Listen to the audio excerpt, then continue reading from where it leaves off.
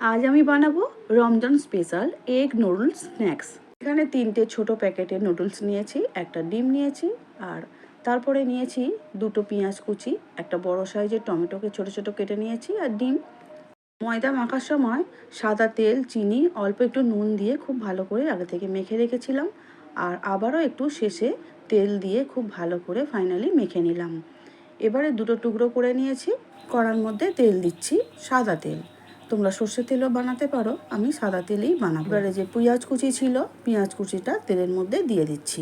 চেষ্টা করবে পেঁয়াজটা খুবই ছোট ছোট করে কেটে নেওয়ার।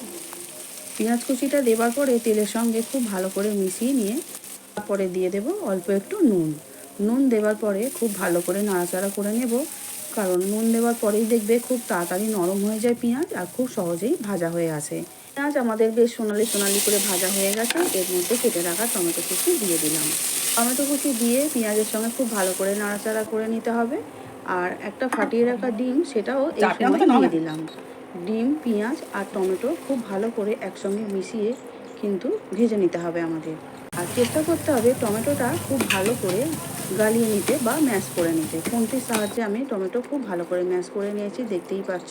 আর নুডলসগুলো আমি গরম জলে সিদ্ধ করে নিয়েছিলাম। সেই সিদ্ধ করা নুডলসগুলো ডিম, পেঁয়াজ, টমেটো যে ভাজা আগে থেকে করে ফেলেছি তার মধ্যে দিয়ে দিলাম। দেওয়ার পরে খুব ভালো করে একসঙ্গে আবারও মিশিয়ে নেব। নমস্কার বন্ধুরা, শ্রাবণীর পাকঘরে সবাইকে স্বাগত জানাই। আশা করি সবাই খুব ভালো আছো, আমিও ভালো আছি তোমাদের ভালোবাসা। নুডলসগুলো খুব ভালো করে পেঁয়াজ টমেটোর সঙ্গে মেশানোর পরে দিয়ে দিলাম যে নুডলস মশলা ছিল, সেই মশলা 2টো প্যাকেট ছিঁড়ে দিয়ে দিলাম। খুব ভালো করে আবারও 2 মিনিটের মতন মিশিয়ে নেব। পুরের জন্য নুডলস কিন্তু আমাদের একদম রেডি হয়ে গেছে। আগে থেকে যে ময়দা মেখে রেখেছিলাম, সেই ময়দার 2টো গোল্লা করেছিলাম, নিশ্চয়ই দেখেছো। সেগুলো দিয়েই 2টো বড় বড় সাইজের রুটি করে নিয়েছি, যতটা পেরেছি পাতলাও করে নিয়েছি।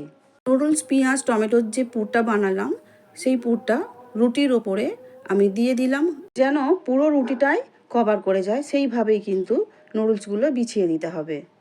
যে সকল বন্ধুরা ইউটিউব চ্যানেল থেকে আমার ভিডিও দেখছো, এখনও যদি সাবস্ক্রাইব করা না হয়ে থাকে, প্লিজ সাবস্ক্রাইব করে শ্রাবণীর পাকঘর চ্যানেলটির পাশে থেকে যাওয়ার অনুরোধ রইল। এবারে রুটিটাকে গোল গোল করে কিন্তু ফোল্ড করে নিতে হবে। দেখতেই পাচ্ছ যেভাবে এগরোলের মতো গোল করা হয়, সেইভাবে গোল করে নিলাম। এবারে হাতের সাহায্যে একটু চেপে চেপে গোলটাকে সমান করে নিলাম। প্রথমের দিকটা ওখানটার নুডলস কম থাকে বলে আমি ছুরির সাহায্যে কেটে দিলাম। এবারে নিজেদের ইচ্ছে মতো সাইজ করে নিয়ে কেটে নিচ্ছি। কতটা বড় সাইজের কাটবে সেটা নিজেদের ইচ্ছে মতো করেই কেটে নেবে। আমিও এই গ্যাপ করে করে কেটে নিলাম। এক একটা লেচি হাতের সামনে নেবে, হাতে তেলোতে দিয়ে একটু চাপ দিয়ে প্রেস করে দেবে, তাহলে কি হয় নুডলসগুলো খুব ভালোভাবে আবারও সেট হয়ে যাবে। তাহলে ভাজার সময় কিন্তু খুলবে না, আর দেখতেও কিন্তু খুবই সুন্দর হবে। আর হ্যাঁ, পাশে থাকা বেল আইকনটা অবশ্যই কিন্তু প্রেস করে দিও, তাতে যখনই নিত্য নতুন রান্না আমি ছাড়বো তখনই তোমাদের কাছে সবার আগেই কিন্তু পৌঁছে যাবে। যে সকল বন্ধুরা ফেসবুক পেজ থেকে দেখছো, প্লিজ পেজটিকে ফলো করে আমার পাশে থেকে যাওয়ার অনুরোধ রইল। আবারও একটা লেচি দিয়ে রুটির মতো একটা বানিয়ে নিয়েছিলাম, সেটা আমি এখানে আর দেখালাম না। তাতেও কিন্তু একইভাবে করে নিয়ে তার থেকে ছোট ছোট লেচির মতন করে কেটে নিয়ে ছুরি দিয়ে হাতের সাহায্যে একইভাবে বানিয়ে নিলাম। স্ন্যাক্স ভাজার জন্য কিন্তু এখন রেডি হয়ে গেছে। এবারে কড়া বসিয়ে দিলাম, কড়ার মধ্যে বেশ অনেকটা সাদা তেল দিয়ে দিলাম। যে কোনো স্পেশাল অকেশান বা ভালো লাগছে না আজকে চা কী দিয়ে খাবো বা কিছু, তখন কিন্তু এইভাবে যদি বানিয়ে নেওয়া যায় তাহলে কিন্তু খেতে খুবই ভালো হয়। তেলটা গরম হয়ে গেছে, গ্যাসের জোরটা মিডিয়াম করে দিয়ে একটা একটা করে ছেড়ে দিলাম তেলের মধ্যে। এইভাবে এক পিঠটা যেই একটু লাল লাল হয়ে যাবে, ঠিক অপর পিঠটা আবারও উল্টে দেবে। দিলে কিন্তু মুচমুচে করে স্ন্যাক্সগুলো একদম রেডি হয়ে যাবে। এপিট ওপিট করে খুব ভালো করে আমি মুচমুচে করে ভেজে নিয়েছি, দেখতেই পাচ্ছ কত সুন্দর কালার হয়ে গেছে। আর প্রত্যেকটা কিন্তু এখন ভাজা হয়েই গেছে, ওই জন্য একটা একটা করে খুন্তির সাহায্যে আমি তেল থেকে প্লেটের মধ্যে তুলে দিচ্ছি।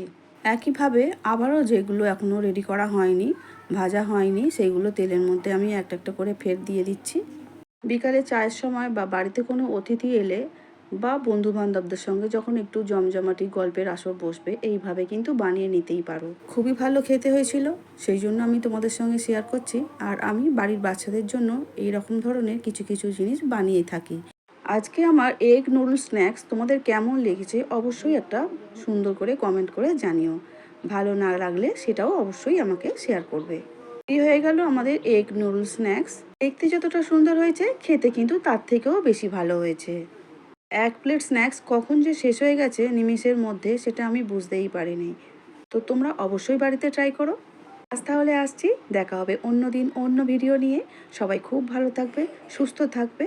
আমার ভিডিওটা ধৈর্য ধরে দেখার জন্য অসংখ্য অসংখ্য ধন্যবাদ সবাইকে।